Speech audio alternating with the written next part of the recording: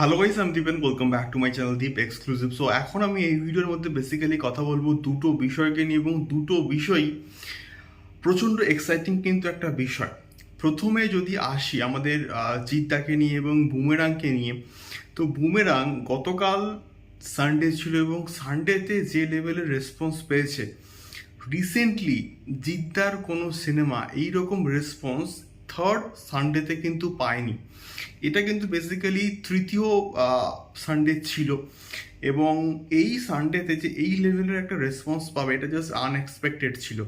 So গতকাল রাতের দিকে কিন্তু মোটামুটি ফার্স্ট ফিলিং এবং তার সঙ্গে সঙ্গে হাউসফুল লিস্ট শেয়ার করা হয়েছে, এবং সেখানে আমি কয়েকটা হলের নাম দেখলাম যেখানে বরাবরই জিদ্দার সিনেমাগুলো ভালো রেসপন্স পেয়ে এসছে, এবং তার সঙ্গে আরও কিছু কিছু হলস কিন্তু অ্যাড হয়েছে।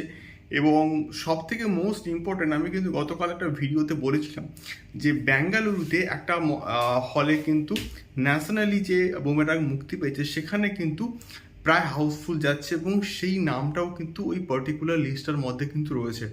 এবং এই লিস্টার মধ্যে নন্দন বলি বা রাধা স্টুডিও এগুলো তো রয়েছেই, এবং তার সঙ্গে সঙ্গে স্টার থিয়েটার বা সাউথ সিটি মল, এই সমস্ত জায়গাতে বুমেরাংয়ের যা রেসপন্স সেটা দেখে আমি সত্যি বলতে অবাক হচ্ছি যে তৃতীয় সানডেতে ফ্যামিলি অডিয়েন্স হলে গিয়ে বুমেরাং দেখছে, এনজয় করছে। এই বিষয়টা প্রচণ্ড কিন্তু ভালো লাগলো আমার। আমি তাই হচ্ছে তোমাদের সঙ্গে শেয়ার করলাম। তোমাদের কি মতামত অবশ্যই কিন্তু শেয়ার করো, এবং তোমাদের বুমেরাং কেমন লেগেছে সেটাও কিন্তু অবশ্যই কিন্তু আমাদেরকে কমেন্ট করে শেয়ার করতে পারো।